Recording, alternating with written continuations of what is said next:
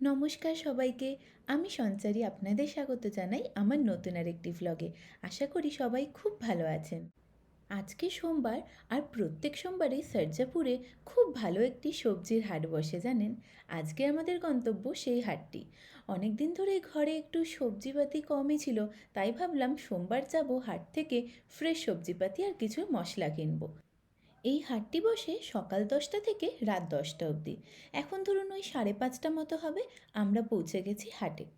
এই রাস্তা দিয়ে অন্য সময় বাস চলাচল করলেও হাটের দিনে দেখুন তিল ধারণেরও জায়গা থাকে না। চারপাশে এত স্কুটি আর গাড়ি পার্ক করা থাকে, হাঁটা চলাই মুশকিল হয়ে পড়ে।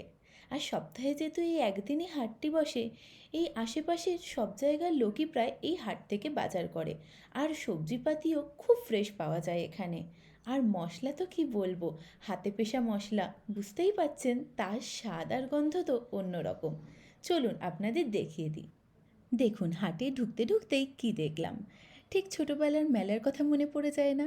বিভিন্ন রকমের ভাজা ভুজি বড়া, একদিকে জিলিপি বাদাম, আর তার সাথে বিভিন্ন রকমের চানাচুর। লোভ সামলানো খুব মুশকিল হয়ে পড়ে। আচ্ছা চলুন চটপট করে সবজির বাজারটা এবার করে ফেলি। এখানে জানেন সবজিপাতির দাম না খুব বেড়েছে। 2 কেজি আলুর দাম 100 টাকা, পেঁয়াজও ওই একই। আজকে না একটু মূলো নিয়ে নিলাম, অনেক দিন বেশ মূলো পাতুরি খেতে ইচ্ছা করছিল। আর গাজর বিনসটা আমাদের একটু বেশি খাওয়া হয়, তাই একটু বেশিই নিলাম। চারপাশে ভিড় দেখেছেন? ওরে বাবা, হাঁটা সত্যি দায় এখানে। আচ্ছা, গাজর বিনসের টাকাটা পে করে আমরা গেলাম একটু শাক দেখতে। শাক খেতে আমাদের বেশ ভালোই লাগে। দেখুন শাকগুলো কি ফ্রেশ লাগছে না? আপনাদেরকে তো এর আগেও বলেছি, ব্যাঙ্গালোরে শাকটা বেশ ভালোই পাওয়া যায়, বিশেষ করে পালং শাক। এখানে অনেক রকমের শাক আছে, আমি তো সব শাক এত চিনিও না। আপনারা জানলে কিন্তু নিশ্চয়ই কমেন্ট করে জানাবেন। যাই হোক, আমরা একটু পালং শাকই নিয়ে নিলাম। লেবু দেখাতে মনে পড়ল, এখানে জানেন লেবুর দাম বেশ কিছুটা বেড়েছে। প্রতি পিস ওই 5 টাকা করে। বলছিলাম না সবজিপাতির দাম খুব বেড়ে গেছে। আমাদের ওয়েস্ট বেঙ্গলে কীরম বলুন তো? কেউ জানলে আমাকে একটু কমেন্ট করে জানাবেন। আমরা চলে এসেছি শুটকি মাছ দেখতে, যদিও নেব না, ভাবলাম আপনাদের একটু ঘুরে দেখাই যে এখানে কী ধরনের শুটকি মাছ পাওয়া যায়। এবার আমরা চলে এসেছি আমার ফেভারিট জায়গায়। এখানে বিভিন্ন ধরনের মশলা পাওয়া যায়, যেগুলো প্রতিটি হাতে পেশা। আর আপনারা জানেনই, এত টাটকা মশলা দিয়ে রান্না করলে তার স্বাদ আর গন্ধ কীরকম হতে পারে। এখানে দেখছেন গোটা মশলা থেকে গুঁড়ো মশলা কি না পাওয়া যায়। এবারে একটু সবজিপাতির দরদাম করতে করতে এখানে দেখলাম শশা 40 টাকা, আর ঝিঙে বলল 60 টাকা কিলো। তো ভাবলাম একটু ঝিঙে নিয়ে নিই, অনেক দিন ঝিঙে আলু পোস্ত খাওয়া হয় না, বেশ ভালোই হবে। এইদিকে দেখুন বিভিন্ন রকমের বেকারির বিস্কুট, পাউরুটি আর কত ধরনের চানাচুর। আর এখানে রয়েছে বিভিন্ন রং বেরঙের পাঁপড়, আমরা ছোটোবেলায় খেতাম না।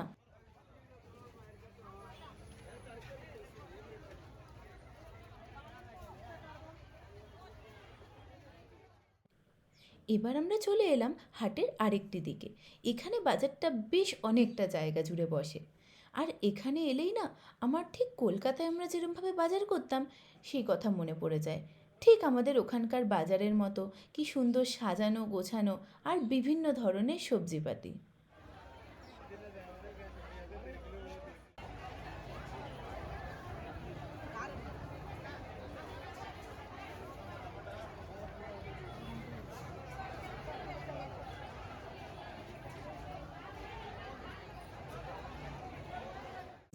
বাহ, কাঁচা পাকা টমেটোগুলো দেখুন কি সুন্দর লাগছে না?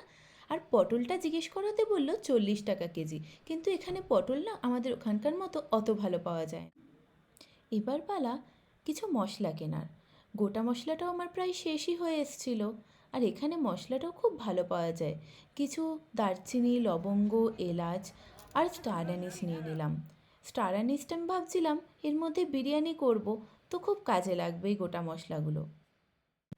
আপনাদের একটু আগে বলছিলাম না, এই দেখুন ছোটোবেলাটা মনে পড়ে গেল না? আর সাউথ ইন্ডিয়া মানে নারকেল থাকবে না, এটা কি হতে পারে? ওই 25 টাকা করে পার পিস বলছিল, কিন্তু এখানে 25 টাকা হলেও নারকেলের কোয়ালিটিটা আমাদের ওখানের থেকে একটু ভালো।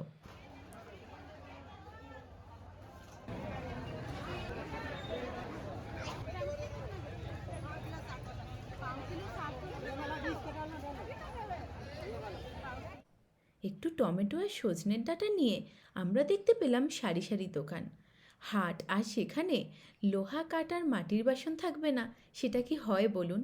আর মাটির বাসনের রান্না আমার এমনি খুব ভালো লাগে, স্বাদটাও অসাধারণ হয়।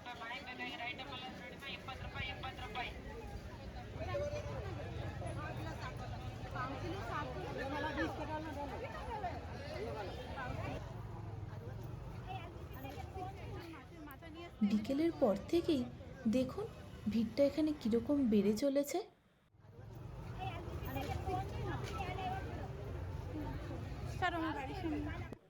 ভেবেছিলাম একটু ঠাকুরের জন্য ফুল নিয়ে নেব, কিন্তু এখানে ফুলের দামটা একটু বেশিই বলছে। থাক, বাড়ির কাছে নিয়ে নেব আমি। এই তো, এখানে আবার আখের রস বিক্রি হচ্ছে।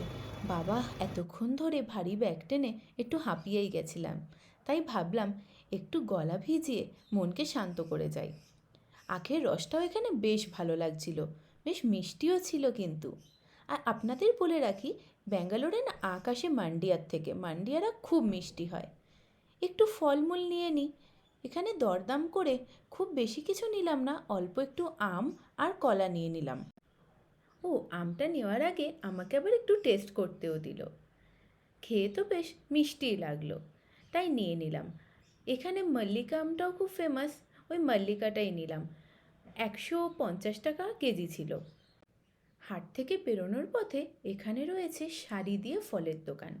ব্যাঙ্গালোরে বিভিন্ন ধরনের ফল পাওয়া যায়, যেটা হয়তো সচরাচর আমাদের ওয়েস্ট বেঙ্গলে দেখা যায় না। আর এখানে ফলের দামটাও বেশ রিজনেবল থাকে, ফলের টেস্টগুলোও বেশ ভালো হয়। আমি অন্য একটি ব্লগে চেষ্টা করব আপনাদের একটু ফলের বাজারটা ঘুরে দেখাতে। ও দেখেছেন, মাশরুমটা নিতে ভুলেই গেছিলাম, হঠাৎ করে দেখে মনে পড়ল। মাশরুমটাও এখানে বেশ ভালোই পাওয়া যায়, এই এক প্যাকেটের দাম নেয় 60 টাকা মতো। মাশরুমটা নিয়ে এবার আমরা চললাম বাড়ির পথে। আজকের মতো বাজার আমাদের এখানেই শেষ। তাহলে ব্লগটিও আমি শেষ করছি। সবাই খুব ভালো থাকবেন। আমি খুব তাড়াতাড়ি ফিরে আসবো অন্য একটি ব্লগ নিয়ে।